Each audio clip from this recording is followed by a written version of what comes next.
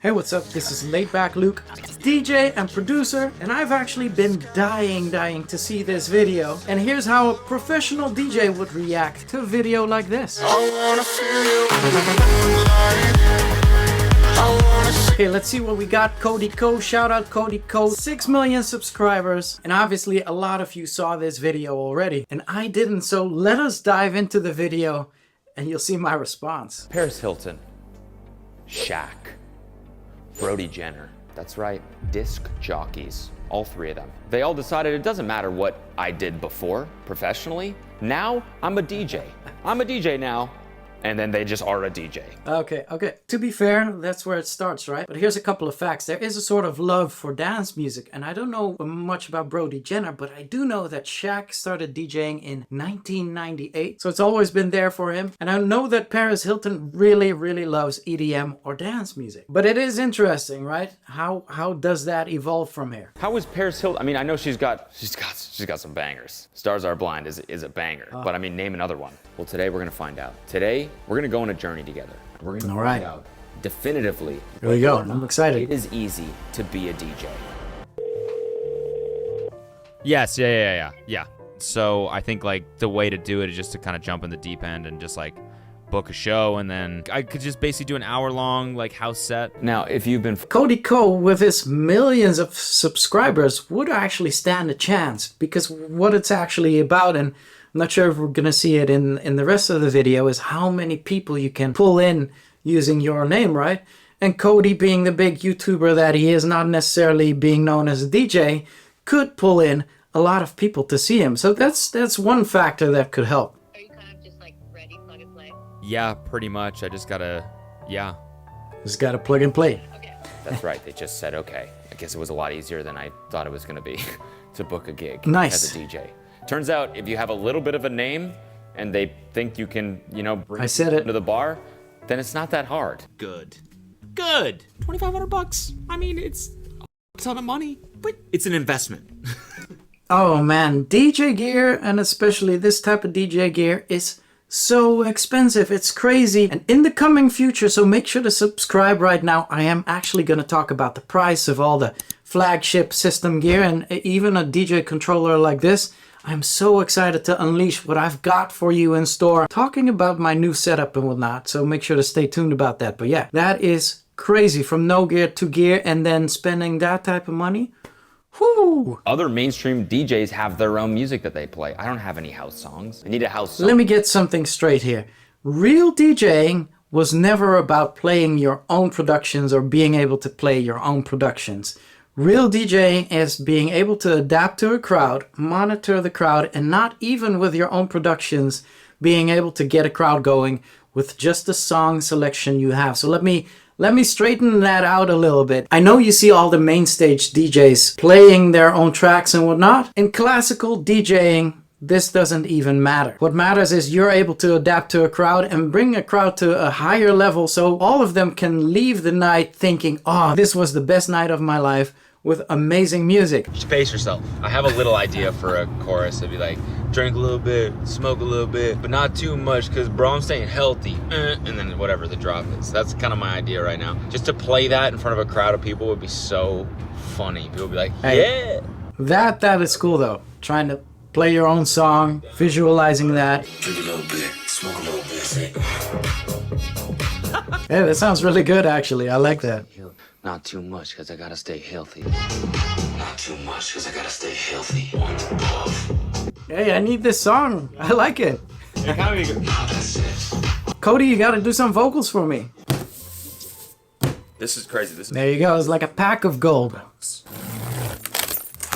There is a plethora of buttons on this thing. So he buys this really expensive piece of gear to then probably arrive at the club seeing that the gear they have is different. Pioneer gear, obviously. The flagship setup is going to be totally different from that. So I'll be curious to see that, because he'll probably practice on this and it's like, oh, and then all the knobs are different, right? Wait, who am I? Wow. DJ. Looking right like a real DJ. Or this. It's just, you just... So I hit up my friend and world famous Oh, DJ Dylan. Shout out Dylan. to come over and teach me, show me his ways. I got you. You just need to know how to count bars. Yeah, okay. And you already make music, so That's true. And that's just 1, 2, 3. 3 Yeah. is next, of course, and then 4 comes next, of course.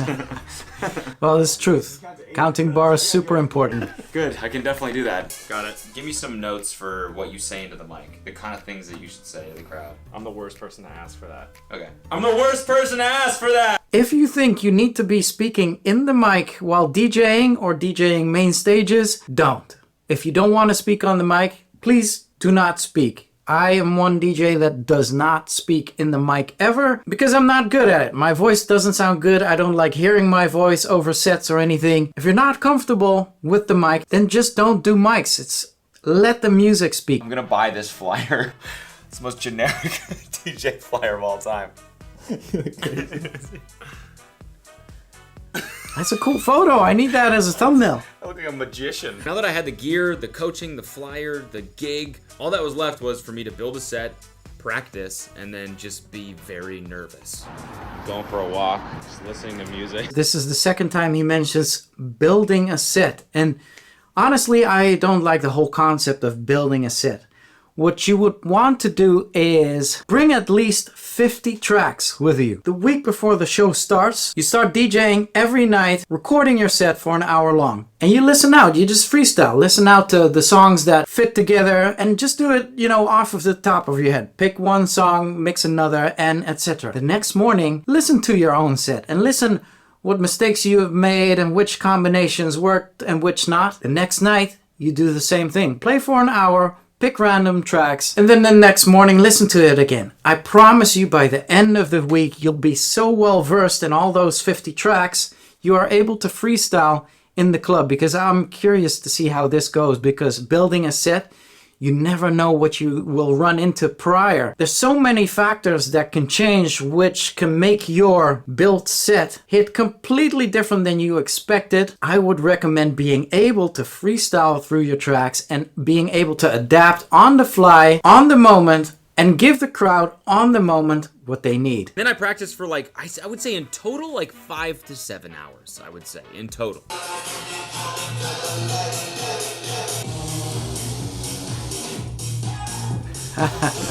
Hey, this is good though. I love the stage presence already. Even though he's in his living room, right? He's practicing practicing his own moves. I like that.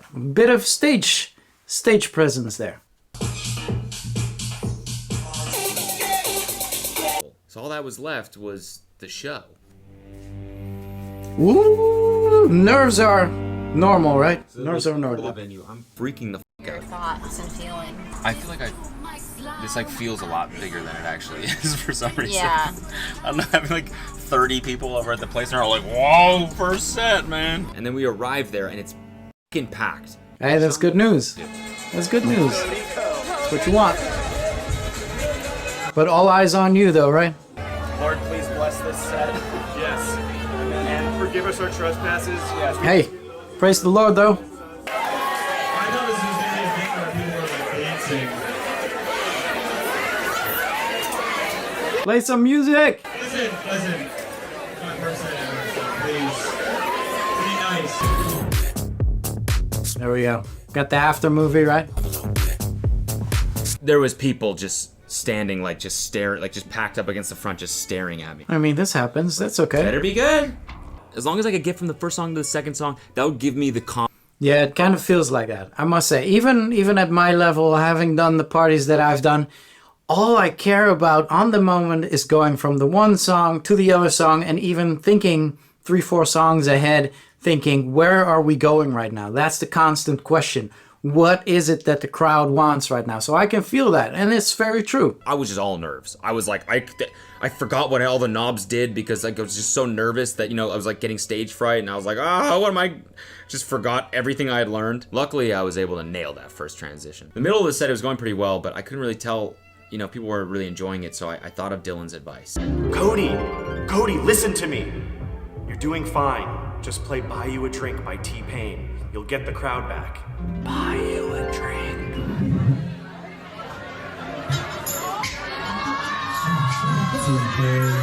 And of course, it worked wonders. Then Okay, well, let me respond to that.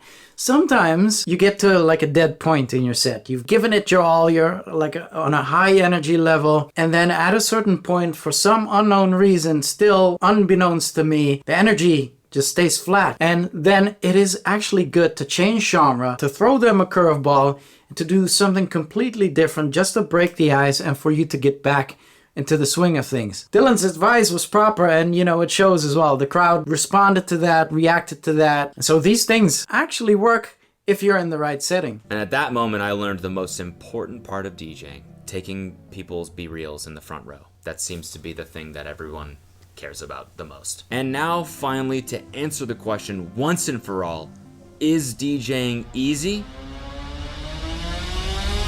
Sort of. That's right, that's the answer. As far as artistry goes, I mean, is there something else you can practice for like 7 hours and then perform professionally? Probably not.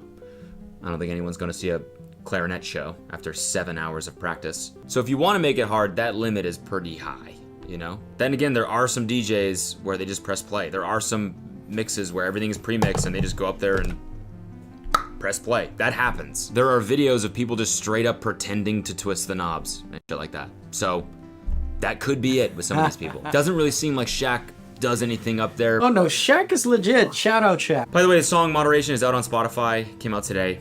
Link is in the description. Hey, nice. Absolute living. Oh, I want to check that out. And hit the like button on this video. We're here. We're at the ending. This was an awesome video to watch. It is very much a story I've known and I've seen for many years with people coming through and trying to become a professional DJ. And here's my thoughts on that. So this type of sensation, try and do this next weekend. And then maybe 3 shows next weekend. And not in LA, but do it in New York, Singapore, South Africa in one weekend, right? Or do a summer tour where you DJ almost every night. And I do agree with him. DJing is as hard as you want to make it, but learning the basics and learning the intricate skill of watching the crowd, having a huge library of tracks you can pick from, releasing a track every month or every 6 weeks. It's fun. I can't complain. This has been my career for decades now, but it is a career and it is hard work. And yeah, so I actually do in the end agree with him. Is it hard? Sorta. Can anyone do it? Sorta. Some people are hacking it at the top. But overall, I gotta give a shout out for Cody Ko for making a video like this, for promoting DJing like this. Shout out to Dylan Francis as well for participating in this. It's just fun to watch. Amazing. And if you are seriously thinking of starting DJing and diving into the techniques and the advice that I've given during this video, make sure to check out my Digital DJ Tips online course, my creative DJing course, where you'll get the full scope of everything that I know and have accumulated for these decades of DJing in one course. Literally, you can start from the very beginning and go all the way up into advanced, expert, legend type of level in my course. So make sure to check that out and have some fun with it. Next video will be my recap of my 2 weekends of Tomorrowland main stage. Make sure to hit that subscribe button right now and hit that notification bell as well. Give me a like if you've enjoyed this video, and I love seeing your comments down below. So check out my other vlogs as well while you're here, and I will catch you back here for the next one. Until then, L's up.